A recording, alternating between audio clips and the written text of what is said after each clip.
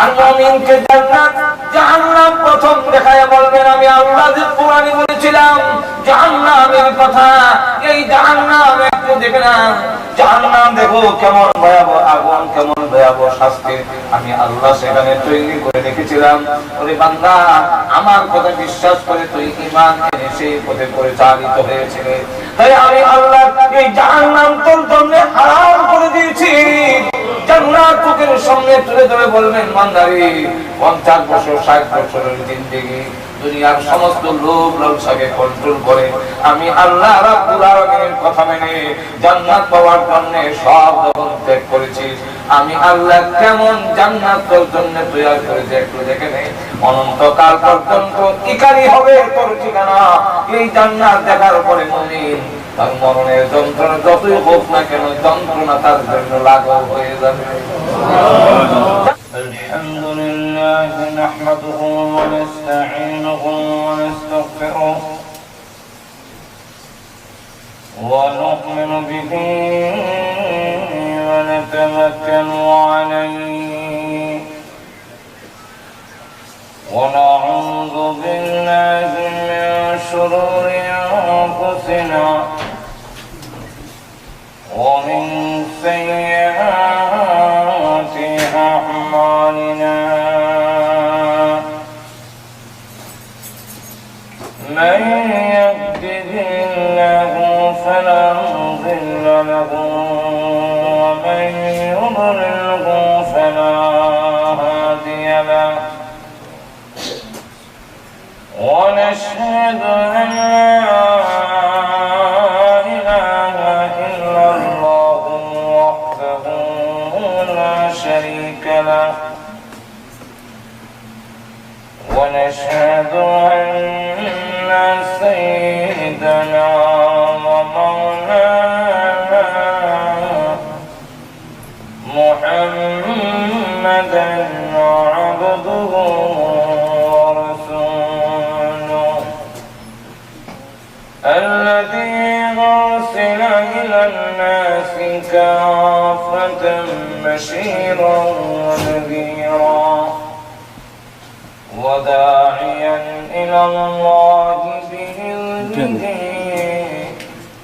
وسراجا منيرا. أما بعد فقد قال الله تعالى في كلامه المجيد وفرقانه الحميد أعوذ بالله من الشيطان الرجيم بسم الله الرحمن الرحيم وسيق الذين كفروا إلى جهنم زمرا حتى إذا جاءوها فتحت أبوابها وقال لهم خزنتها ألم يأتكم رسل منكم يتلون عليكم آيات ربكم وينذرونكم لقاء يومكم هذا قالوا بلى ولكن حقت كلمة العذاب على الكافرين قيل ادخلوا أبواب جهنم خالدين فيها فبئس مثوى المتكبرين وسيق الذين اتقوا ربهم إلى الجنة زمرا حتى إذا جاءوها وفتحت أبوابها وقال لهم خزنتها سلام عليكم طبتم فادخلوها خالدين.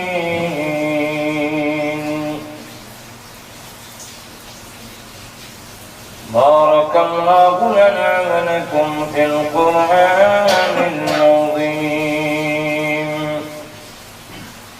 ونفعنا وإياكم بالآيات والذكر الحكيم.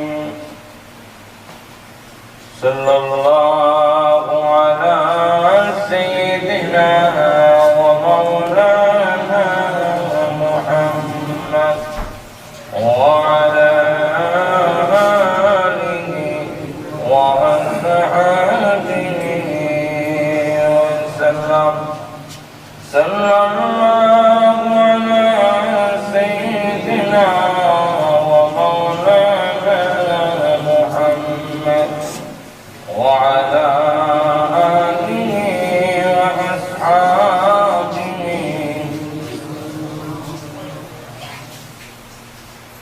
الصفا Islamic centre কর্তৃক আয়োজিত আজকের পবিত্র তাফসীরুল কোরআন মাহফিলে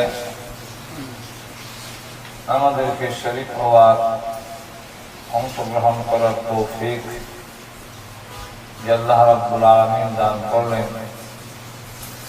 সর্বপ্রথমে তার দরবারে শুকরিয়া আদায় করছি, আলহামদুলিল্লাহ।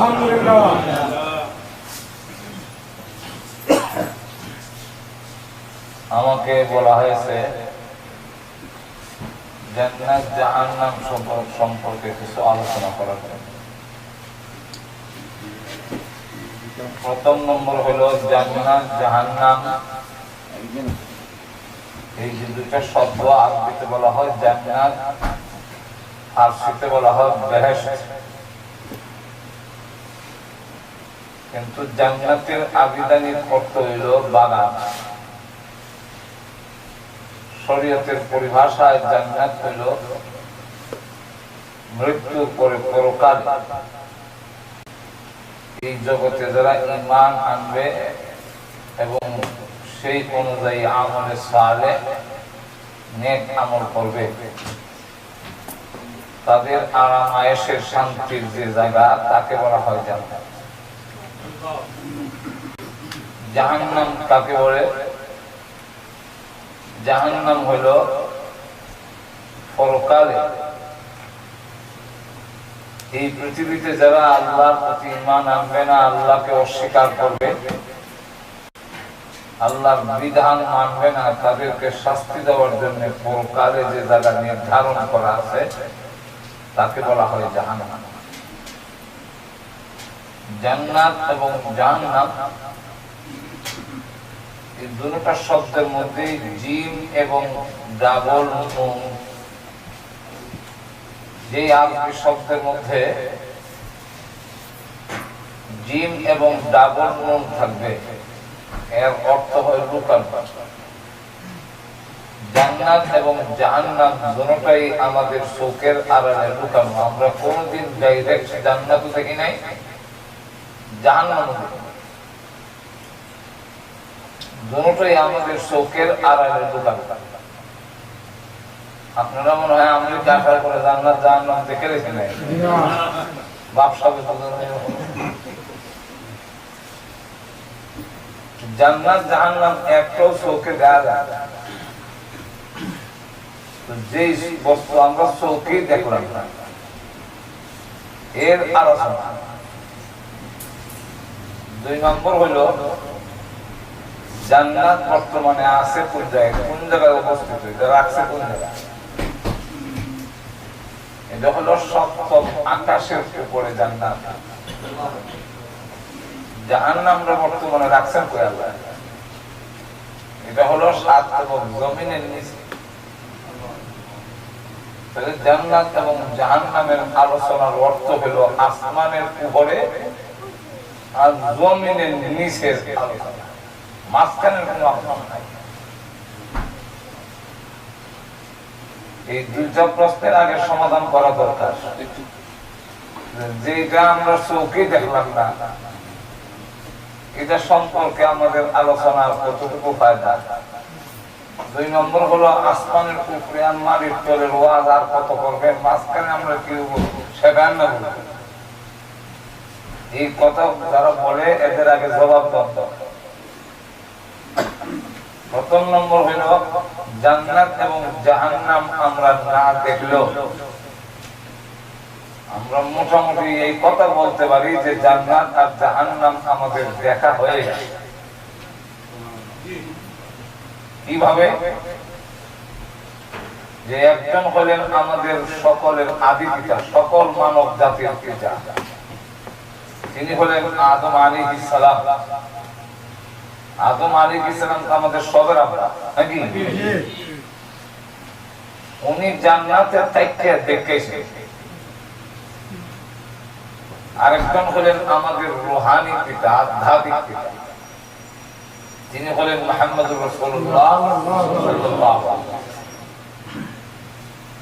রাসূল সাল্লাল্লাহু আলাইহি সাল্লাম যে আমাদের রূহানি পিতা, আল্লাহ কোরআনে বলেছেন ওয়া আযওয়াজুহু উম্মাহাতুহুম, নবীর পবিত্র স্ত্রীগণ হলেন তোমাদের রূহানি মা। এজন্যই আমরা আম্মাজান আয়েশা, আম্মাজান খাদিজা এইভাবে বলি। রাসূলের পবিত্র স্ত্রীগণ যদি আমাদের মা হয় তো রাসূল আমাদের কি হবে? পিতা হবে। 2 নম্বর হলো কোরআন শরীফ 7 ভাবে নাযিল হয়েছে। সাবআতা আহরুফি, আমরা যেভাবে কোরআন শরীফ পড়ি যে জবর জবর দেওয়া, এটা হলো এক সূরত, এক পদ্ধতি। আরো 7 ভাবে আছে। যেমন এক সাহাবী পড়তেছেন, তখনও জের জবর কোরআন শরীফে লাগানো হয়নি, পড়তেছেন ওয়াল্লাহি ওয়াল-লাইলি ইযা সাজি মা ওয়াদ্দা'কা রাব্বুকা ওয়া মা ক্বালি। এই সাহাবীকে রাসূলের কাছে নেওয়া হলো ওয়াদ্দুহি ওয়াল-লাইলি ইযা সাজি। রাসূল বলেন ছেড়ে দাও। জিবরাইল এই ভাবেও আমাকে পড়ে শোনাইছেন। সুবহানাল্লাহ। কোরআন শরীফ যেভাবে লেখা আছে এইভাবে আয়াতটা হলো আন-নাবিয়্যু আওলা বিল মুমিনিনা মিন আনফুসিহিম ওয়া আযওয়াজুহু উম্মাহাতুহুম। আরেক সাহাবী ওনার নাম উবাই ইবনে কাব, ওনার মতে কোরআন পড়ার এইভাবে আন-নাবিয়্যু আওলা বিল মুমিনিনা মিন আনফুসিহিম ওয়া আযওয়াজুহুম উম্মাহাতুহুম ওয়া হুয়া আবুন লাহুম। কোরআন শরীফের ডাইরেক্ট শব্দের মধ্যেই যে নবী স্ত্রীগণ তোমাদের মা আর নবী হলেন তোমাদের পিতা, ডাইরেক্ট উল্লেখ করা। আবু দাউদ শরীফের হাদিসের মধ্যে উল্লেখ করেছেন ইন্নামা আনা লাকুম বিমানজিলাতিল ওয়ালিদ। রাসূল বলেন আমি হলাম তোমাদের পিতার স্থানে। তাহলে মোটামুটি রাসূল হলেন আমাদের রূহানি পিতা। রাসূল করিম সাল্লাল্লাহু আলাইহি ওয়াসাল্লামকে দুনিয়াতে জান্নাত দেখাইছেন মহান আল্লাহ পাক, জাহান্নাম দেখাইছেন, আর সশরীরে মেরাজের রজনীতে জান্নাতে নিয়া এবং জাহান্নাম পরিদর্শন করে আল্লাহ দেখাইছেন। সুবহানাল্লাহ। দুনিয়াতেও আল্লাহ পাক ওনাকে দেখাইছেন। রাসূল নামাজের মধ্যে একদিন হাত বাড়ালেন সামনে দিয়ে। পরে সাহাবীরা জিজ্ঞাসা করেন ইয়া রাসূলুল্লাহ এখন থেকে কি আমরা নামাজে হাত বাড়াই? রাসূল বলেন কেন? আপনি বলছেন সাল্লু কামা রাআইতুমুনি উসাল্লি, আমাকে যেভাবে নামাজ পড়তে দেখো তোমরা এইভাবে নামাজ পড়ো। তো আমরা দেখছি হাত বাড়াইছে। রাসূল বলেন আমি কেন হাত বাড়াইলাম এটা কি জানো? সাহাবী বলেন আল্লাহু আ'লাম রাসূলুহু, আল্লাহ এবং তার রাসূল ভালো জানেন। রাসূল বলেন আমি যখন নামাজে নিয়ম করে সূরা কিরাত করতেছিলাম, মহান আল্লাহ পাক তার জান্নাত আমার চোখের সামনে দিয়ে আসা যাওয়া করে। সুবহানাল্লাহ। আমি তাকায় দেখি এক একটা আঙ্গুরের সরা এত লম্বা, একটা কাক যদি 1 মাস পর্যন্ত উড়াল দিয়ে যায় তথাপিও আঙ্গুরের সরাটা পার হতে পারবে না। চাইছিলাম একটা আঙ্গুরের সরা আনার জন্য, যেই মাত্র হাত বাড়াইলাম আল্লাহ পাক আমার চোখের সামনে থেকে জান্নাত ছড়াই দিলেন। বললেন হে রাসূল, নেওয়ার জন্য দেখাই নাই, দেখাইছি যেহেতু আপনাকে ঘোষণা দিছি বাশীরাম ওয়া নাযীরা, জান্নাতের সুসংবাদ প্রদানকারী, সুসংবাদদাতা। তাই আপনাকে দেখাই দিলাম, আপনার উম্মতকে জানায়া দেন ওরা যদি ঈমান আনে এবং আমলে সালেহ নেক আমল করতে পারে, মৃত্যুর পরে আমি আল্লাহ তাদের জন্য জান্নাতে এই নিয়ামত তৈরি করব। সুবহানাল্লাহ। জান্নাত স্বপ্ন তো রাসূল অনেক বলে দিয়েছেন, স্বপ্ন তো অনেকই। তাহলে আদম আলাইহিস সালাম আমাদের আদি পিতা, উনি জান্নাতের থেকে জান্নাত দেখে আসছেন, জাহান্নাম দেখে আসছেন। আর আমাদের রূহানি পিতা ওনাকে আল্লাহ সশরীরেও জান্নাতে নিয়ে দেখাইছেন, দুনিয়াতে জাগ্রত অবস্থায়ও দেখছেন। আবু হুরায়রা রাদিয়াল্লাহু আনহু বলেন আমরা রাসূলের দরবারে বসা, হঠাৎ করে একটা বিকট শব্দ শুনলাম। মিশকাত শরীফে এই হাদিস আছে। তখন আবু হুরায়রা রাদিয়াল্লাহু আনহুকে রাসূল বলেন বিকট শব্দ হলো, জমিন কেঁপে উঠলো। আবু হুরায়রা এই শব্দটা কি হলো? আবু হুরায়রা বলেন আল্লাহু আ'লাম রাসূলুহু, আল্লাহ রাসূল বলেন এই শব্দটা হলো জাহান্নামের কিনার থেকে একটা পাথর ছুঁড়ে গেছে। এটা জাহান্নামের নিচে পৌঁছতে গিয়ে 70 বছর লাগছে। আর নিচে গিয়ে যে ধাক্কা লেগেছে, আল্লাহ পাক তখন জাহান্নাম আমার চোখের সামনে তুলে ধরেছে। যে আওয়াজ তোমরাও শুনে ফেলেছে, জমিন কেঁপে উঠেছে। তখন আল্লাহ পাক আমার চোখের সামনে জাহান্নাম তুলে ধরেছে, আমি দেখেছি। আল্লাহ পাক তার নবীকে জান্নাত জাহান্নাম দুনিয়াতে দেখাইছে। রাসূল দেখে শুনে জান্নাত জাহান্নামের বর্ণনা দিয়েছেন। আমরা আল্লাহর প্রতি ঈমান আনছি, আল্লাহ যা বলবেন সেই কথার প্রতি আমরা ঈমান আনছি, আল্লাহর কথা সত্য। কি বলে? মহান আল্লাহ পাক কোরআন নাযিল করে কোরআনের মধ্যে জান্নাত জাহান্নামের বর্ণনা দিয়েছেন। সুতরাং আল্লাহকে যেহেতু আমরা বিশ্বাস করি, আল্লাহর কথাও বিশ্বাস করি, সুতরাং আল্লাহর কথাই আমাদের কথা, রাসূলের কথাই আমাদের কথা, দেখাই আমাদের দেখা। এই কারণে আমরা কি আরো দেখার প্রয়োজন আছে? আমেরিকাতে এক ছেলে তাকে লন্ডন আমেরিকা থেকে দেশে যাওয়ার পরে মা বাপ আগ থেকে তাকে বিয়ে করাবো, তার জন্য কন্যা আগ থেকে পাত্রী আগ থেকে দেখে রাখলেন। আসার পরে তার যে সময় দেখতে খুঁজতে খুঁজতে আর বিয়ার টাইম যাওয়ার পরে যখন তার সামনে বর্ণনা দিল, বাবা আমরা তোমার জন্য এক পাত্রী দেখে রাখছি, পাত্রীর বর্ণনা গুলো তার সামনে, লম্বাও না, খাটুও না, মুঠাও না, হালকাও না,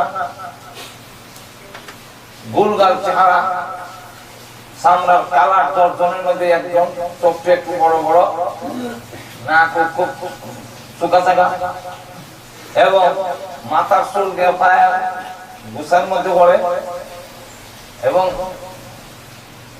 সিলেট অথবা কুমিল্লা বিভাগের মধ্যে সে মেট্রিক পরীক্ষা স্ট্যান্ড করছে, হাতের কাজ সব কাজ জানে।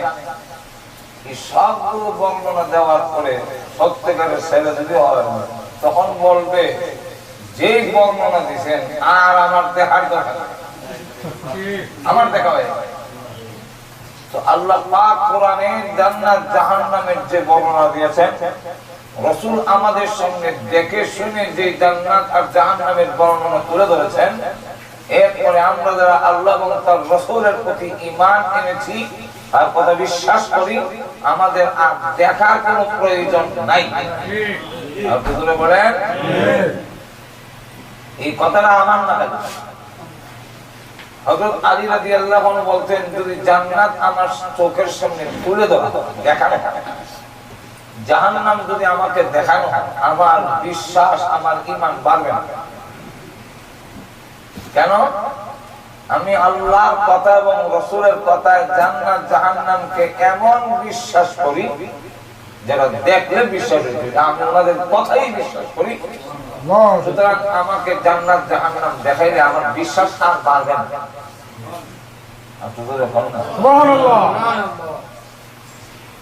সাহাবায়ে কেরাম তাদের বিশ্বাসটা ছিল জান্নাতের কথা শুনলে দেখার মতো বিশ্বাস, জাহান্নামের কথা শুনলে এমন ভাবে ভয় করতেন যেভাবে জাহান্নাম দেখলে ভয়। আর আমাদের বিশ্বাসটা হলো রণবণ, জান্নাত বিশ্বাস করি জাহান্নাম বিশ্বাস করি কিন্তু দেখার মতো বিশ্বাস করি। আমরা কি করি? আর তো বলে বলে একটা ছেলেকে বাংলাদেশের কথা বলছে, সে যদি পদের সময় ঘুমায় থাকে আর আব্বা যদি গিয়ে বলেন এই বেটা উঠ, নাহলে জাহান্নামের আগুনে জ্বলবি, লড়ে আরে ওঠ, জাহান্নামের আগুনে জ্বলবে বেটা, নামাজ না পড়ে দেখবেন খালি বিশেষ দূরে ডাক দিলে ওর মা আবার বাধা দেয়, ওর রাত 2টার সময় দোকানদারি করে এসে ঘুমাইছে, আপনি হয়তো টাকা শুরু করতেন না ঘুমায়, এর অর্থ হলো জাহান্নামের আগুন না জ্বলে। কিন্তু প্রক্ষান্তরে যদি আপনি বলেন এই বেটা জাহান্নামের আগুন না, যদি বলেন দুনিয়ার আগুন, এই ঘরে আগুন লেগে গেছে, এই কথা বলার পরে দেখবেন সে আর শব্দ না, উত্তাই এমন দৌড় দেয়। শীতের সময় যদি হয় লেপের নিচে যে সে শুয়েছিল লঙ্গি আর লেপের সাথে থই দিছে। কেন? দুনিয়ার আগুনকে আমরা যে বিশ্বাস করি, জাহান্নামের আগুনকে আমরা আসলে এই পরিমাণ বিশ্বাস করি না। সাহাবায়ে কেরাম হযরত আব্দুল্লাহ ইবনে মাসউদ রাদিয়াল্লাহু আনহু কামার বুঝেন তোমরা, লোহার যে জিনিসপত্র বানায় দাঁত বানায়, ওরা দেখবেন লোহাটাকে আগুনের মধ্যে দিয়ে লাল করে দুইজনে মোটা হাতুড়ি দিয়ে হেমার করে খুব পিঠা দেখছেন কিনা এই দৃশ্য জানি না। এই দৃশ্য দেখার পরেই হযরত আব্দুল্লাহ ইবনে মাসউদ রাদিয়াল্লাহু আনহু চিৎকার দিয়ে অজ্ঞান হয়ে তিনি পড়ে গেলেন। এই যে লোহাকে আগুনে দিয়ে লাল করে হেমার দিয়ে বড় হাতুড়ি দিয়ে পিছাচ্ছে, জাহান্নামের আগুনে যদি আমাকে দিয়ে জাহান্নামের হাতুড়ি দিয়ে আমার পিছায়, তখন আমার অবস্থা কি হবে? যখন আয়াত নাযিল হয়েছে ইয়া আইয়ুহাল্লাযীনা আমানু কু আনফুসাকুম ওয়া আহলিকুম নারা, এক কুরাইশের যুবক চিৎকার দিয়ে তিনি অজ্ঞান হয়ে জমিনে পড়ে গেলেন। চিৎকার দিয়ে যে অজ্ঞান হয়ে জমিনে পড়ে গেল, রাসূল কাছে গিয়ে দেখেন তার হাড়ে যেভাবে পালপিটেশন শুরু হয়েছে, হাড়ে যে কাঁপতে শুরু করছে। রাসূল তার কানের কাছে গিয়ে জান্নাতের আয়াতগুলো শুনাইতে লাগলেন। পরে দেখা গেল জান্নাতের আয়াত শোনাতে শোনাতে তার হুঁশ ফিরে আসে। কিন্তু এই আয়াত তো আমরা কত শুনি। সাহাবায়ে কেরাম জাহান্নামের কথা শুনলে আতঙ্কিত হয়ে যেতেন। কোন গুনার কাজ করতে গেলে শুধু এতটুকু স্মরণ করাই দিলে হয়তো তুমি যে গুনার কাজ করতে এসেছো, জাহান্নামের আগুনের কথা যে ভুলে দিয়েছো, এতটুকু বলে দেওয়ার সাথে সাথে তিনি চিৎকার দিয়ে উঠতেন।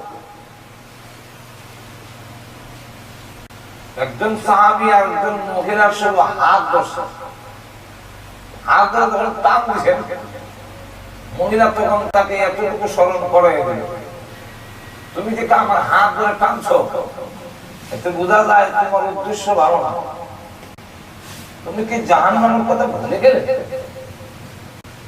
এই এতটুকু বলার পরে এই সাহাবী হাত ছেড়ে দিয়ে যে দৌড় দিলেন, বাড়ি ঘর ছেড়ে দিয়ে পাহাড়ের ভিতরে চলে গেলেন। রাত দিন একই চিৎকার, আল্লাহ জাহান্নামের আগুন থেকে আমাদের আমি সহ্য করতে পারবো না। এইভাবে যখন কাঁদতে শুরু করলেন, মহান আল্লাহ পাক শেষে আয়াত নাযিল করে জানায় দিলেন, তাকে বলে দেন আমি আল্লাহ তার জিন্দেগীর গুনাহ মাফ করব। সুবহানাল্লাহ। জান্নাতের কথা যখন শুনতেন, সব কিছু ভুলে গিয়ে দৌড় দিতেন।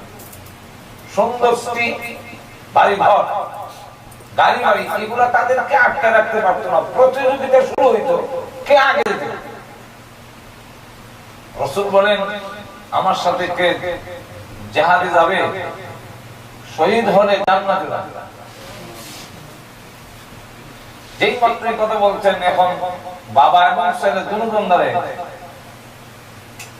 আব্বা বলেন আমি যাবো, ছেলে বলেন আমি যাবো।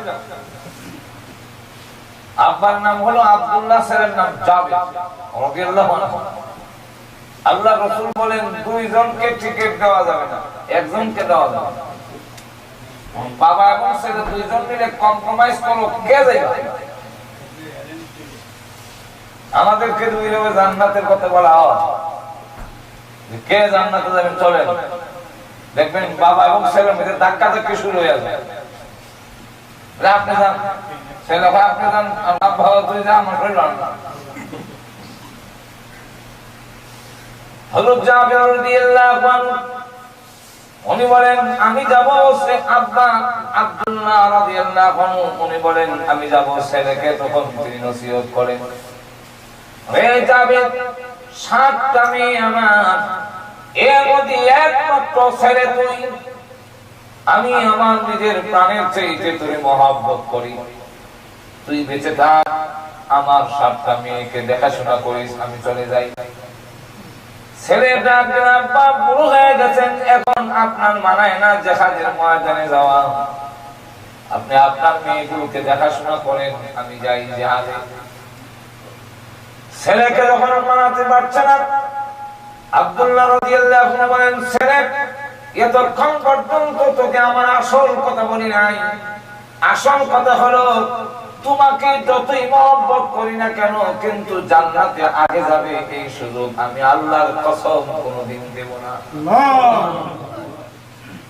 ছেলেটা একজন, আব্বা আমিও যে রাজি হই না, কারণ কি জানেন? আপনি আমার আব্বা, আমি আপনাকে শ্রদ্ধা করি, কিন্তু আল্লাহর কসম করে বলি জান্নাতে আপনি আমার আগে যাবেন এই সুযোগ আমিও কোনোদিন দেব না। আল্লাহ প্রতিযোগিতা শুরু হয়ে গেছে। রাসূল বলেন কি হুজুর, কেউ কাউকে সাথ দেয় না। রাসূল বলেন তাহলে লটারি দাও, আল্লাহ কার নাম পছন্দ করেন, লটারি দাও হলো। তখন দেখা যায় আল্লাহ পাক আব্দুল্লাহর নাম গ্রহণ করেন, বাবার নাম গ্রহণ করেন। সুবহানাল্লাহ। তিনি ঠিকই শহীদ হয়ে গেলেন যুদ্ধের ময়দানে। সাহাবায়ে কেরামের যখন জান্নাতের ডাক আসতো, যেহেতু দেখার মতো বিশ্বাস করে, আমরা যদি জান্নাত দেখতে পেতাম চোখে, সুবহানাল্লাহ, আমেরিকার ফারাম খানার যা আছে সব ছেড়ে দিয়ে জান্নাতে দৌড়তাম। আর জাহান্নাম যদি আমাদের চোখের সামনে দেখতাম, আল্লাহর কসম কোন মানুষ জিনা করতে পারতো না, সুদ খেতে পারতো না, একটা মানুষও নামাজ না পড়ে ঘুমায় থাকতে পারতো না। বলেন সাহাবায়ে কেরাম দেখান, এজন্য সবকিছু ছেড়ে দেওয়া তাদের পক্ষে সম্ভব। দান খানাতের কথা বললেও দেখা গেছে এইভাবে প্রতিযোগিতা চলছে। হে আগে জান্নাত খরিদ করবেন, জান্নাতের কথা শুনলে যে কি পাওয়া যাবে বলেন, জান্নাত।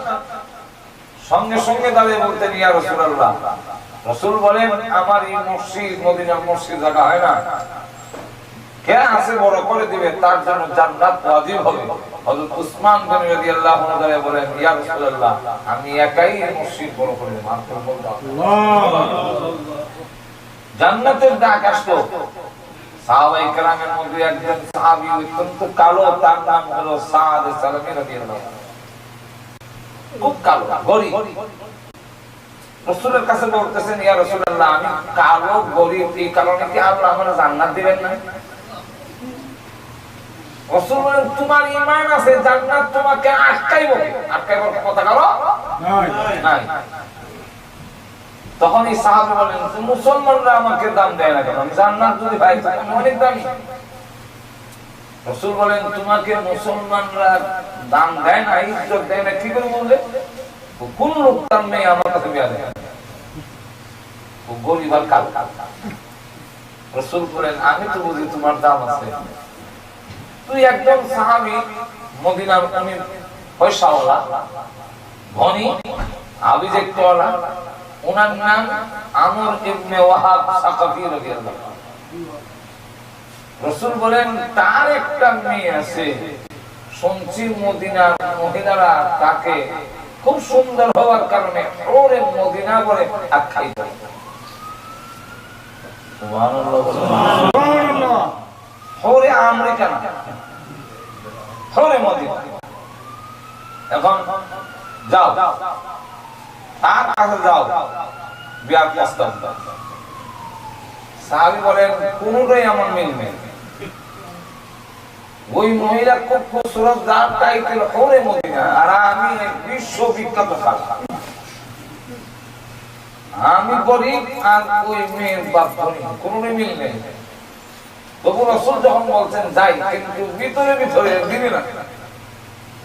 গিয়া দাঁড়াইলেন ওনার বাড়ির গেটের সামনে, সালাম দিলেন। বাড়িতে আছেন কেউ? হ্যাঁ আছি। কি বলতে চাও বলো?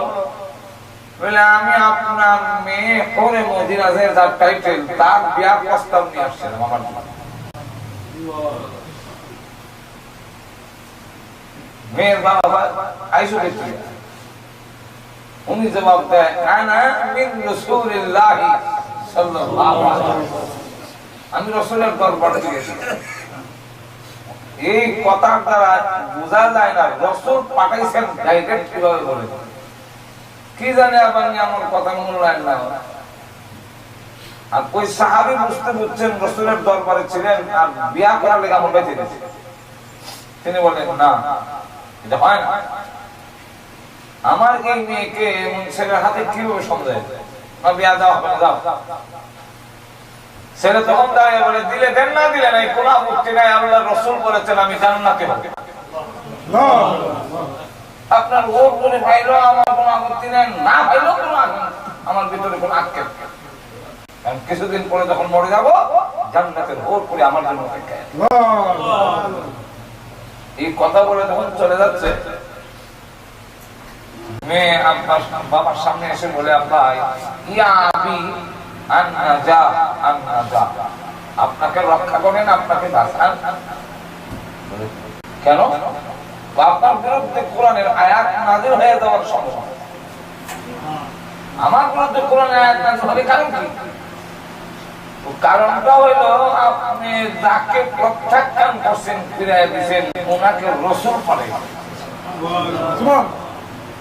আল্লাহ রাসূলের কোন প্রস্তাব যদি আপনি ফিরিয়ে দেন আল্লাহ নারাজ হবে, আর আল্লাহ যার প্রতি নারাজ হবে তার বিরুদ্ধে কোরআনের আয়াত নাযিল হবে। তখন আমর ইবনে ওয়াহাব সাকাফি রাদিয়াল্লাহু আনহু বলেন যে আমি তো এটা কোনোদিন কল্পনাও করি নাই রাসূল পাঠাইছেন। রাসূল পাঠাইয়া থাকলে তো অবশ্যই তার কথাকে গুরুত্ব দিতে হয়। মা তুমি কি করে বললে? আমি তার কথার থেকে দিচ্ছি, এত বড় সাহস হওয়ার কথা না যায় প্রস্তাব দেব।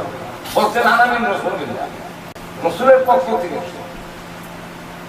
তো মা তাহলে আমি যাই, যাওয়ার আগে তোমার মতামতটা জানতে চাই, তুমি রাজি কিনা? মেয়ে বলেন আমি কি আরো ওয়াজ করে বলতে হবে? না না, তুমি তো ছেলে দেখো নাই, গরিব এবং মিষ্টি কুৎসিত কালো। মেয়ে জবাব দেয় আব্বা ছেলে কেমন ধনী না গরিব না কুৎসিত কিছুই দেখার প্রয়োজন নাই। আল্লাহর রাসূল যাকে চয়েস করেছেন সে তো জান্নাতি হবে। আর ওই ছেলেকে যদি আমি স্বামী হিসেবে গ্রহণ করতে পারি কিয়ামতের কঠিন ময়দানে তার আঙ্গুল ধরে ধরে আল্লাহর তরে জান্নাতে চলে যাব। সুবহানাল্লাহ। জান্নাতে যখন যাব সে কালো থাকবে না গরিব থাকবে। তখন আমর ইবনে ওয়াহাব সাহাবী বলেন ঠিক আছে তাহলে আমি যাই। গেলেন গিয়ে রাসূলের কাছে বলতেছেন আসসালাতু ওয়াসসালামু আলাইকা ইয়া রাসূলুল্লাহ ফাদাকা আবি ওয়া উম্মি, আমার মা বাপ আপনার জন্য কুরবানি হোক। ওই যে পিছনে বসা কালা লোকটা সাদ সালামি, এই লোকটাকে কি আপনি পাঠিয়েছিলেন? বলে হ্যাঁ। আমি বুঝতে পারি নাই, রাত বসে মাফ করে দেন। এখন আমিও রাজি আর আমার মেয়ে রাজি না বলে আপনার দরবারে আসবে। রাসূল বলেন রাজি যখন তোর বিয়ে হয়ে যায় এই বিয়ে যে করবে সুন্দরী মহিলা বিয়ে করবে, ভালো বংশ বিয়ে করবে, একটু মোহর তো বেশি দিতেই হবে। মোহর কম দেওয়ার কথা আর সবে বেলায় কম না। এক লোকের তৌফিক আছে, এই লোকটাকে আপনি কম দিবেন, $10 দিয়ে কাম ফেলে দেবেন, এটা বলতে বলবেন। আপনার কোনো যেখানে কোটি কোটি টাকা পেতে থাকা হয় না, এখানে গৌরে 1 কোটি টাকা দিলে অসুবিধা কি? ইসলাম বলছে যেখানে আমি মোহর দেওয়ার মতো তৌফিক নাই, বাড়ি ঘর বেশ রইতো না, কিন্তু লেখে 9,99,999। জিজ্ঞাসা করলাম এত টাকা তুমি মোহর করতে পারবো তো? না এটা কামি, কামিনের মোহর আলাদা কইরা এরপরে হুজুর আমার তো বাড়ি বেশ রইতো, তুই এত টাকা দেখাইলে কেন? খাতা কামিনের খাতা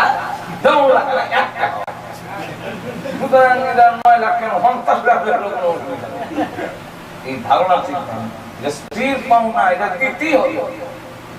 আর না হয় যদি দেওয়া লাগে না মনে করে ফতুয়ার স্বামীর রায় হইলো কিয়ামতের মাঠে আল্লাহর দরবারে জিনাকারী হয়ে আপনার দরবারে।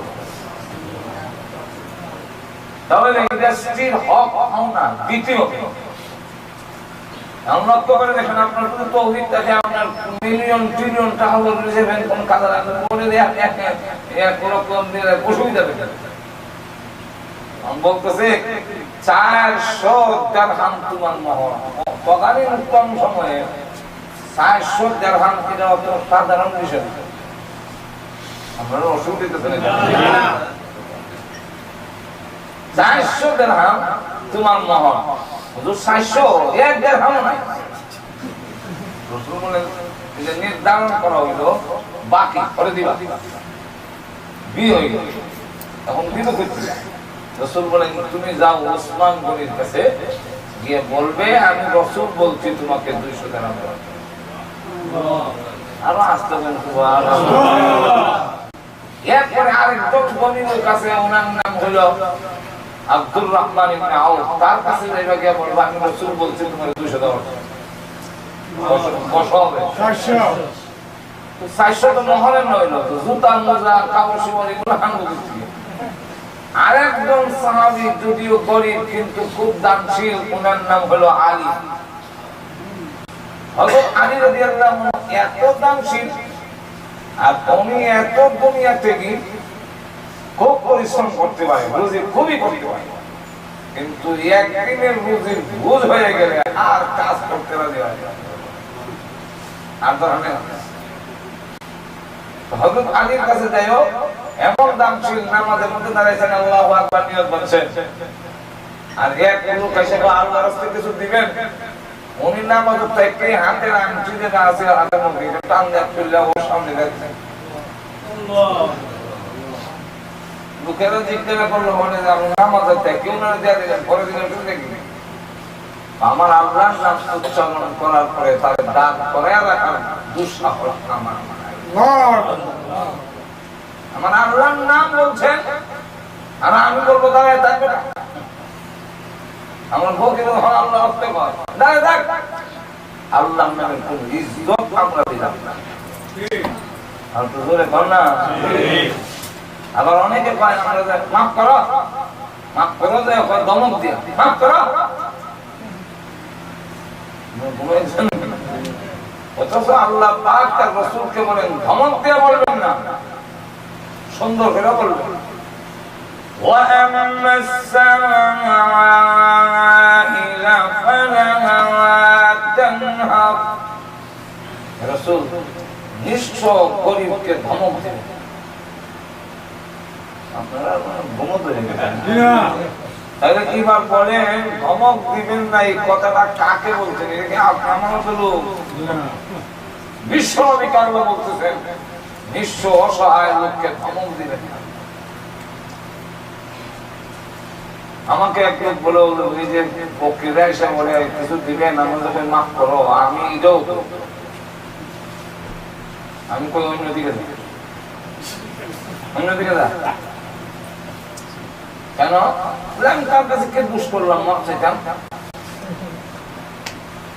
আমিও তখন বললাম কথা তো ঠিক। হঠাৎ করে তার সব আয়াত জেহেনে থাকে না, কিছুক্ষণ পরে আমার জেহেনের মধ্যে এসে বললো যে না, কোন ভিক্ষুক নিঃস্ব যদি আল্লাহর নাম উচ্চারণ করে চায় তখন তার কাছে বলা উচিত যে তুমি আমার না থাকলে মাফ করো। কেন? আল্লাহ কোরআনে বলছেন وفي أموالهم حق للسائل والمحروم। তোমার ধন সম্পদ যেটা আছে এটা তোমার একার নয়, এখানের মধ্যে গরিবের অংশ আছে। আমি সব ইচ্ছা করলে আমি আল্লাহ ধন দিতে পারতাম, এক শ্রেণীকে দিলাম না, আরেক শ্রেণীর হাতে ধন দিলাম। কিভাবে দিলাম? কারণ সিস্টেম ঠিক রাখার জন্য, সমাজের শৃঙ্খলা ঠিক রাখার জন্য। নাইলে কেউ কাউকে মানবে না, কেউ কাউকে মানতে রাজি হয় না। ছেলেও যদি স্বয়ং সম্পন্ন হয়ে যায় আর বলেন বাপে মানতে রাজি হয় না। বউ যদি স্বয়ং সম্পন্ন হয়ে যায় জামাইরাও মানতে রাজি হয় না।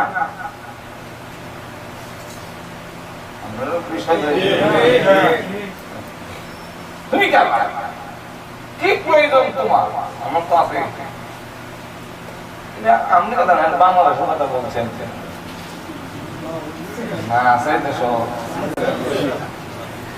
আর যতক্ষণ পর্যন্ত বউ আমার কাছে মহতাজ মোতাবিকি থাকে ততক্ষণ আমার মানতে 100% মানতে প্রস্তুত। সাবান হয়তো না, তেল হয়তো না, অলঙ্কার হবে না, কাপড় হবে না। আর যখন দেখে ওনার দরকার নাই মানতে রাজি হয় না। এই জন্য আমাদের দেশে যদি আব্বা হয়েছে এই বাড়িতে বাইরো, কথা তখন মানছ না, আমার বাড়ির টাকা নাই, আমরা কি আব্বার ভাও ভালো লাগছে? জানি বাড়িয়া জায়গা আর আমার নাই। কিন্তু এই দেশে লন্ডনের কথা বলেছে, লন্ডন যদি কোনো বাবা তার ছেলের কথা এবারই যে বাড়াইতে নাই সরকার আমাকে বস দিব লন্ডন। সুতরাং আপনার ব্যাপারে বোঝা গেল মোকাবিকিটা যদি না থাকে, একদল হবে ফ্যাক্টরির মালিক, আরেক দল হবে ফ্যাক্টরির কাজ করে। সবাই যদি ফ্যাক্টরির মালিক হয় তাহলে কাজ করবো কেন? কথা বলছেন না? আল্লাহ পৃথিবীর শৃঙ্খলা ঠিক রাখার জন্য এক দলকে দিচ্ছেন, আরেক দলকে দেন না। যাকে দিচ্ছেন, যেমন আপনি দেখবেন, আপনি নিজেও আমাদের বাংলাদেশের কথা বলি, যে ছেলেটা বড়, বাবা অনেক সময় ছোট বাচ্চা, ছোট সন্তান গুলো বড়রা হাতে দেওয়া, এর মাধ্যমে তার শ্রেষ্ঠত্ব, তার সম্মান হেরার সামনে তুলে ধরে। আল্লাহ পাক যাদেরকে দন দিয়েছেন উনি বুঝতে হবে আল্লাহ পাক আমাকে ইজ্জত দিয়েছেন, আমার মাধ্যমে গরিবের কাছে দিতে চান। আল্লাহ ডাইরেক্ট না দিয়া আমার মাধ্যমে দিতে চান।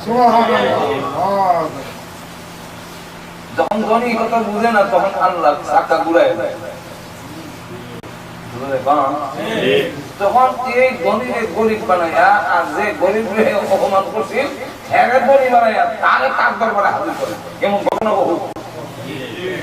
আর তোমরা বলেন তো আল্লাহ রাব্বুল আলামিন ইজ্জত দেয়। এরকম ঘটনা তখন কোন টাইম নেই, কারণ যে সাবজেক্ট কয়েকদিন মাস করলে আমাদের জান্নাত জাহান্নাম তো হঠাৎ করে করলে হবে, এটা তো একটা বুঝায় জান্নাত জাহান্নাম দিতে হবে। জান্নাত জাহান্নামের ওয়াজে কুরআন হাদিস ভর্তি। এখন লক্ষ্য করে দেখেন তো মিসকিন, গরিব, অসহায়, নিঃস্ব, টাকা পয়সা ধনীর কাছে দাও, তাহলে গরিব যায় আল্লাহর রাস্তায় কেন আমরা দেন? এটা কি আপনারটা নিতেছে না তারটা নেওয়ার জন্য? এখন আপনার ব্যস্ততার কারণে, অসুবিধার কারণে যদি তারে দিতে না পারেন, তাহলে তার কাছে কি চাওয়া দরকার? ঘুমাই গেছেন নাকি আল্লাহ জানে? একটু তো হ্যাঁ না করে তখন তার কাছে আপনি কি চাওয়া দরকার? মাপ চাওয়া দরকার। কথা বলছেন না? এই জন্যে মহান আল্লাহ রাব্বুল আলামিনের বিশেষ করে আবার যদি আল্লাহর নাম উচ্চারণ করে, তাহলে আল্লাহ ওয়ালারা আল্লাহর নাম উচ্চারণ করার সাথে তার কাছে আল্লাহর নামের ইজ্জত। ঠিক আপনি বলেন লক্ষ্য করে দেখেন হযরত আলী রাদিয়াল্লাহু আনহু খুব দানশীল, ওনার কাছে গেলেন, যাও আরো 200 চাইবো, দেখো সইব। উসমান গনির কাছে রাদিয়াল্লাহু আনহু কাছে দৌড়ে গেলেন, গিয়ে বলেন রাসূল পাঠিয়েছেন আমাকে 200 দিরহাম দেওয়ার জন্য। হযরত উসমান গনি বলেন সমান সমান 200 দিলে আমার রাসূলের কথার ইজ্জত থাকে না, এই নাও 200 আর তোমারে বাড়ায়া দিলাম রাসূলের কথার ইজ্জত রক্ষা করতে। হাদিসের মধ্যে এসে বাড়ায়া দেয়। হযরত আব্দুর রহমান ইবনে আউফের কাছে যাওয়ার পরে তিনি বললেন রাসূল বলছেন 200 দেওয়ার জন্য। বলে হ্যাঁ, সমান সমান দিলে তো রাসূলের কথাই রক্ষা করা, ইজ্জত দিলেন কোথায়? এই নাও 200 আরো বাড়ায়া দিলাম। বাড়ায়া কত দিয়েছেন সেটা উল্লেখ নেই। এইভাবে আলীর কাছে যাওয়ার পর তিনি দিলেন বাড়ায়া দিলেন। বাড়ায়া যখন দিয়েছেন 600 তো হয়েছেই, 600 উপরে 700, 800, 900 হওয়ার সম্ভাবনা আছে। সবগুলো রাসূলের সামনে এনে দিলেন। রাসূল 400 এটা কিতাব মহল রেখে দিয়া 200 এবং অতিরিক্ত টাকা তার কাছে দিয়া বললেন যে সুযোগ মতে কাপড় চোপড় কিনে বউ উঠাইয়া বাইরে।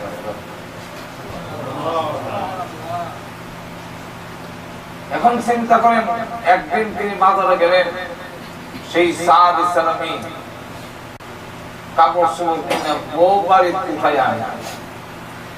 এই মুহূর্তে যদি ওয়াজের ডাক দেয়, এই মুহূর্তে যদি আমাদেরকে দিনের ডাক দেয়, কয়জন দেখবে? লন্ডন বিয়া করছে, বিয়া হয়ে গেছে, এখন মার্কেটে ঢুকছে কাপড় চোপড় কিনবো, হ্যাঁ লন্ডনে কন্যা উঠাইয়া আনবে। এই মুহূর্তে যদি ভাই ওটা বাদ দেন আপনার ইসলাম, আমরা অবস্থা বাদ দেন। ওই সাহাবী মার্কেটে ঢুকছেন, এমনি শুনে বিলাল বাজারের কাছে দিয়ে যায়, আল্লাহ এবং রাসূলের আশিক যদি বাজারে থাকো, বের হয়ে আসো, যুদ্ধ শুরু হয়ে যাবে। জাহাজে যেতে হবে, আল্লাহ এবং রাসূলের আশিক যদি থাকো। এই সাহাবী তো আর দেরি করা যায় না। আমরা লোকের আমরা ঠিক আছে, যুদ্ধ তো কত আসবে, বিয়ান আসার যায়। কিন্তু ওই সাহাবী যে টাকা দিলেন ঘোড় মাল সামান কিনে আনার জন্য, এই টাকা দিয়ে একটা ঘোড়া কিনলেন, একটা তরবারি কিনলেন, উনি ঘোড়ার উপরে উঠলেন, কাপড় দিয়ে মাথা থেকে পা পর্যন্ত শরীর ঢেকে ফেললেন যাতে কোনো অংশ দেখা না যায়। ডাইরেক্ট দিয়ে যুদ্ধের ময়দানে ঢুকলেন। ঢুকার পরে কাফিরদেরকে ঘোড়া দিয়ে দৌড়ায়। রাসূল বলেন এই লোকটাকে, এই যে ঘোড়া দিয়ে মানুষ কাফেরদের দৌড় দেওয়া, সাহাবীরা বলেন শরীর ঘোড়া ঘুরে রাখছে, ঢেকে রাখছে, দেখা যায় না, চেনা যায় না। রাসূল বলেন লোকটার আচরণে তো বোঝা যায় আমার পক্ষে, আর আমাদের পক্ষে যদি হয়তো কাপড় দিয়ে ঢাকবে কেন, এবং আমার কাছ থেকে অনুমতি নিয়ে না এদিকে যাইবে, বললাম না লোকটাকে। হযরত সাদ ইসলামী কাফিরদের উপরে হামলা করার জন্য কাপড়ের ভিতর থেকে হাত উত্তোলন করলেন। কালো হাতটা যখন উপর দিকে বের হয়ে আসছে, আল্লাহর নবী ডাক দিয়ে বলেন, এই হাত তো আমার সাদে সালামের হাতের মতো দেখা যায়। এর বিয়া করে যে এরকম গৌরে তো এইখানে তো আল্লাহু আকবার বলবেন না? লক্ষ্য করে দেখেন, কাফিরদের হামলায় তিনি আহত হয়ে ঘোড়া থেকে নিচে পড়ে গেলেন। সাহাবীরা তখন ওনাকে সেখান থেকে এনে নবীজির সামনে পেশ করলেন। শরীর থেকে রক্ত ঝরতেছে। আল্লাহর রাসূলের পুরো হইলেন সাদে সালামের বালিশ। আরো আস্তে করেন, সুবহানাল্লাহ। রাসূলের পুরো মুবারক তার বালিশ। আল্লাহু আকবার। রাসূল এইভাবে তাকে শোয়ে মাথা উরুতে রেখে দিলেন। কানে কানে জিজ্ঞাসা করেন, রে সাদ, কাপড় দিয়া শরীর ঢাকলে কেন? সাদ রাদিয়াল্লাহু আনহু জবাব দেন, ইয়া রাসূলুল্লাহ, আমি জানি কেউ নতুন বিয়ে করলে আপনার কাছে পারমিশন চাইলে পারমিশন দেন না। আমরা বিধি কারো যদি মা বাবা কেউ অসুস্থ থাকে তাকে আপনি পারমিশন দেন না। আমাকে আপনি বউ উঠে আনার জন্য বলেছেন, এখন যদি আপনার কাছে পারমিশন চাই আপনি পারমিশন দিবেন না। বিলাল বলেছে, আল্লাহ নবীর আশিক যদি তাকে বের হয়ে আসে। আমি তখন ভাবতে লাগলাম, আমি আল্লাহ নবীর আশিক, নবী তখন আমাকে পারমিশন দিবে না। আমি যে নবীর আশিক প্রমাণ করতে পারবো না, তাই কথাটা যখন মনে মনে এসেছে, কাপড় দিয়ে ডেকে পারলাম, কাপড় দিয়ে আমার শরীরকে ডেকে ফেললাম, যাতে করে আপনি আমাকে যুদ্ধের ময়দান থেকে ফেরত দিতে না পারে। আল্লাহ বলতেন রাসূলের আশিক প্রমাণ করার জন্য, ইয়া রাসূলুল্লাহ, আমি আমার শরীর ঢেকে ফেলেছি যাতে আপনি আমাকে ফেরত দিতে না পারেন। রাসূল তখন আর চোখের পানি ধরে রাখতে পারলেন না। নবীজি নিজে কান্না শুরু করে দিলেন। সাহাবীরা জিজ্ঞাসা করলেন, ইয়া রাসূলুল্লাহ, ইয়া হাবিবাল্লাহ, নবীজি চোখের পানি ছেড়ে দিয়ে আপনি কাঁদছেন, কোন দুঃখে কেন? আপনি আমাদের কাছে বলেন কেন কাঁদছেন? আল্লাহর রাসূল বলেন, আমার সাদের নবী প্রেম, নবীর ইশক মহব্বত দেখে আমি রাসূল কাঁদছি। তার ভিতরে কত নবীর ভালোবাসা মহব্বত, সেটাই আমি দেখার জন্য কাঁদছি। এক ফোঁটা পানি রাসূলের চোখ মোবারক থেকে সাদের সে হারাত করে গেছে। উনি চোখ খুলে তাকায় বলেন, ইয়া রাসূলুল্লাহ, কষ্টের মাঝখান দিয়ে যেখানে তিনি মৃত্যু মুখে পতিত, সেখানে যখন উনি অবস্থা দেখলেন, তখন এত কষ্টের মাঝখান দিয়ে চোখ খুলে বলেন, ইয়া রাসূলুল্লাহ, আপনি কাঁদছেন কেন? আমি কি জান্নাত পাবো না? জান্নাতের কি মুশতাক, জান্নাতের জন্য তারা কি স্প্রিং, রাসূল আমি জান্নাত পাবো না? রাসূল বলেন, এই মুহূর্তে যদি তুমি পৃথিবী থেকে বিদায় হয়ে যাও, জান্নাত তোমার জন্য ওয়াজিব হয়ে যাবে। এই মাত্র বলেছেন জান্নাত ওয়াজিব হয়ে যাবে, তাহলে আপনি কাঁদছেন কেন? আমার কি লস হয়েছে? নবীজি কিছুক্ষণ পরে চেহারা মুবারক তার থেকে ঘুরায় নিলেন এবং মুস্কি হাসতেছেন। সাহাবীরা বলেন, আর রাসূল বলতেছেন, ওয়াসালাল হাউজ, ওয়াসালাল হাউজ। সাহাবীরা জিজ্ঞাসা করলেন, ইয়া রাসূলুল্লাহ, মা মানাল ওয়াসালাল হাউজ? ওয়াসালাল হাউজের অর্থ কি, তার মতলব কি? আপনি কেন চেহারা মুবারক ঘুরাইলেন? কিছুক্ষণ আগে দেখলাম কাঁদছেন, এখন আবার কেন হাসছেন? এই রহস্যটা কি আমরা বুঝতে পারলাম না। আল্লাহর নবী বলেন, হাসার কারণ হয় না, আমার এই সাহাবী হুরে মদিনাকে ছেড়ে দিয়ে জান্নাতের হুরপুরি পাওয়ার জন্য এই যে যুদ্ধের ময়দানে এসে জীবন উৎসর্গ করে দিল, তার রূহ নেওয়ার জন্য এত হুরপুরি আল্লাহ জান্নাতের হুরপুরি পাঠাইছে। তারা টানা হেঁচড়া শুরু করে দিয়েছেন, কে আগে তার রূহ জান্নাতে নিবে। কারাকারি লেগে গেছে, এই হুরপুরি সারাকে ধাক্কা মারে, এরা ধাক্কা মারে, না আমি তার রূহ নেব, সারা আমি তার রূহ নেব। এই কারাকারি দেখে আমি রাসূল আর হাসি সামলাইতে পারি না, আর চেহারা মুবারক ফিরে নিলাম। আমি তাকায় দেখি তাদের কারাকারির কারণে তাদের একটা হুরপুরির কাপড়ও ঠিক নাই, আরো পর্যন্ত কাপড় উঠে গেছে। তখন আমি লজ্জা আমি স্মরণে চেহারা ঘুরে দিলাম আর ওয়াসারাল হাউদ এর অর্থ হলো আমি তাকায় দেখি তার রূহ নিয়ে জান্নাতের দিকে যে হোর করে যাচ্ছে হাউজে কাউসার পর্যন্ত পৌঁছে গেছে এই জন্য সাদে সওয়ারের থেকে বিদায় হয়ে গেল জান্নাতের জন্য এইভাবে যদি বলতে যাই তাহলে ঘটনার শেষ নাই। এক বেন্য সাহাবী তিনি হাতের মধ্যে নিয়ে খেজুর খাচ্ছেন আর উহুদের ময়দানে লড়াই চলছে। সাহাবী এই বেন্য সাহাবী জিজ্ঞাসা করেন ইয়া রাসূলুল্লাহ ওই যে তারা লড়াই করতেছে এখানে যদি কেউ মরে যায় তবে তার কি পুরস্কার হবে? রাসূল বলেন মরে গেলে জান্নাতে চলে যাবে।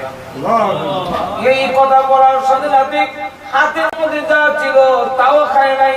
আমরা হয়তো বলতাম চা খাইলো, আমরা বলেছি ঠিক আছে সারা অর্ধেক খাইছে অর্ধেকটা খাইয়া লই, কিন্তু ওই সাহাবী সঙ্গে সঙ্গে হাত থেকে খেজুরগুলো যা ছিল তা ফেলে দিলেন, মুখের মধ্যে যা ছিল তা ফেলে দিয়া সঙ্গে সঙ্গে গিয়ে যুদ্ধের ময়দানে ঝাঁপায় পড়লেন। কিছুক্ষণ পরে দেখা যায় এসেও শহীদ হয়ে গেছে। জান্নাতের জন্য তারা এত কেন জান্নাত দেখার মতো বিশ্বাস তাদের ছিল, জান্নাত দিয়ে তারা ভিতরে বিশ্বাস অবিশ্বাসের মাঝখানে এই দুর্বলতায় নয়, তারা জান্নাত পরিপূর্ণ বিশ্বাস। জাহান্নামের কথা শুনলে কাঁদতে কাঁদতে রাগ শেষ হয়ে যেত। কোন গুনার কাজ করা যদি করো হয়েছে জাহান্নামের আগুনের ভয়ে কাঁদতে কাঁদতে একবারে কঙ্কাল হয়ে যেত। হাত পাও বেঁধে একবারে কান্না এমন করে শুরু করতেন, খানা পিনা বন্ধ, সব কিছু বন্ধ করে কাঁদতেন। কেন? জাহান্নাম তার দেখার মতো বিশ্বাস। তো এখন লক্ষ্য করেন জান্নাত আর জাহান্নাম আমরা না দেখলেও এই কথা বলতে পারি। কোরআন যখন বলেছে জান্নাত জাহান্নামের বর্ণনা দিয়েছে, জান্নাত এখন না দেখলো একদিন তো দেখবো। ওই দিন যখন বিশ্বাস হবে, যখন পৃথিবী থেকে বিদায় হয়ে যাওয়ার সময় আসবে, শুধু মরার সামনে জান্নাত দেখবেন এরকম নয়। আল্লাহ রাব্বুল আলামিন কোরআনে বলছেন যেদিন পৃথিবী থেকে বিদায় হওয়ার সময় আসবে, পৃথিবী থেকে বিদায় হওয়ার আগে আল্লাহ রাব্বুল আলামিন জান্নাত দেখাবেন, জান্নাত চোখের সামনে তুলে ধরবেন। যেদিন আল্লাহ রাব্বুল আলামিন কোরআনে বলছেন ওবুরিজাতিল জাহিমু লিমান ইয়ারা, জাহান্নাম চোখের সামনে তুলে ধরা হবে। যেদিন পৃথিবী থেকে বিদায় হওয়ার সময় আসবে জান্নাত তুলে ধরা হবে। ওয়া আবশিরু বিল জান্নাতিল্লাতী কুনতুম তুআদুন, কিন্তু সিস্টেম না হলো কাফিরদেরকে আগে জান্নাত দেখাবেন আর পরে জাহান্নাম দেখানো হবে। জান্নাত দেখায়া বলবেন এই দেখো জান্নাত, জান্নাত যেই জান্নাতের ঘোষণা আমি আল্লাহ দিয়েছিলাম, তাকায়া দেখো হুরুল গিলমান কেমন সুন্দর, জান্নাতের বারাখানা কেমন সুন্দর, একটু জান্নাত দেখে নে। জান্নাত যখন দেখা করে তার আযাবের শাস্তিটা ভিতরে, জান্নাত না পাওয়া অশান্তিটা তার ভিতরে আরো বেড়ে যাবে। জাহান্নাম করে চোখের সামনে তুলে ধরে বলবে ওই জাহান্নাম দেখা যায়, সব বিচ্ছুগুলো দেখা যায়, শাস্তির যে সবগুলো দেখ তোর চোখের সামনে, এখানে হবে তোর স্থায়ী ঠিকানা। তখন কাফিরদের জন্য মরণের যন্ত্রণা আযাব বেড়ে যাবে। কথা বলছেন না? একটা হলো শাস্তি তো আছে, তখন জাহান্নাম যখন চোখের সামনে দেখে ফেলবে তখন তো তার দেখার পরে এটা যদি আমার ঠিকানা হয় তখন তার যন্ত্রণার যে পাওয়া এটা বাড়বে না কমবে? একটু ধরে মানে আর মুমিনকে জান্নাত জাহান্নাম প্রথম দেখায় বলবেন আমি আল্লাহ যে কোরআনে বলেছিলাম জাহান্নামের কথা, এই জাহান্নাম একটু দেখে না। জাহান্নাম দেখো কেমন ভয়াবহ আগুন, কেমন ভয়াবহ শাস্তি আমি আল্লাহ সেখানে তৈরি করে রেখেছিলাম। ওরে বান্দা আমার কথা বিশ্বাস করে তুই ঈমান এনে সেই পথে পরিচালিত হয়েছিলে, তাই আমি আল্লাহ এই জাহান্নাম তোর জন্য হারাম করে দিয়েছি। জান্নাত চোখের সামনে তুলে ধরে বলবেন বান্দারে 50 বছর 60 বছরের জিন্দেগি দুনিয়ার সমস্ত লোভ লালসাকে কন্ট্রোল করে আমি আল্লাহ রাব্বুল আলামিনের কথা মেনে জান্নাত পাওয়ার জন্য সব জগৎ ত্যাগ করেছি। আমি আল্লাহ কেমন জান্নাত তোর জন্য তৈরি করেছি একটু দেখে নে। অনন্তকাল পর্যন্ত ইকারি হবে তোর ঠিকানা। এই জান্নাত দেখার পরে মুমিন তার মরণের যন্ত্রণা যতই হোক না কেন যন্ত্রণা তার জন্য লাঘব হয়ে যাবে।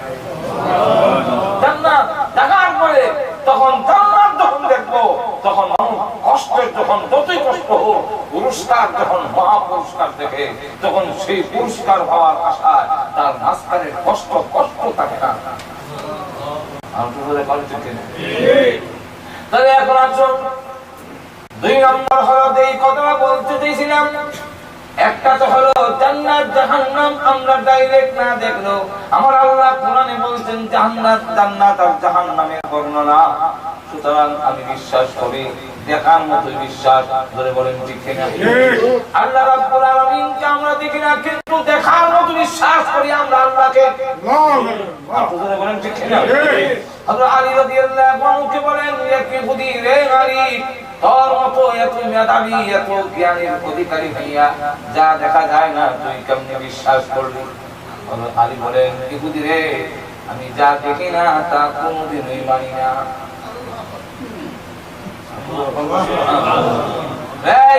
আমি যা দেখি না তা মানি না। ইহুদি সুযোগ পেয়ে গেল, এমনি সে ডাকতে বলে, রে আলী, আল্লাহ দেখা যায় না, তাহলে আল্লাহরে তোরা মানুষ কেমনে? আলী বলেন, এই কথাটা তুই প্রশ্ন করবে কিনা জানি না, বুঝাই জবাব দিছি। আমি জানি তুই কালে কথা বলছিস। রে ইহুদি শুন, আমি আল্লাহ রাব্বুল আলামিনকে দেখে ঈমান এনেছি, না দেখে ঈমান আনি নাই। আজকাল তো আপনাদের কথা মানতেই চায়।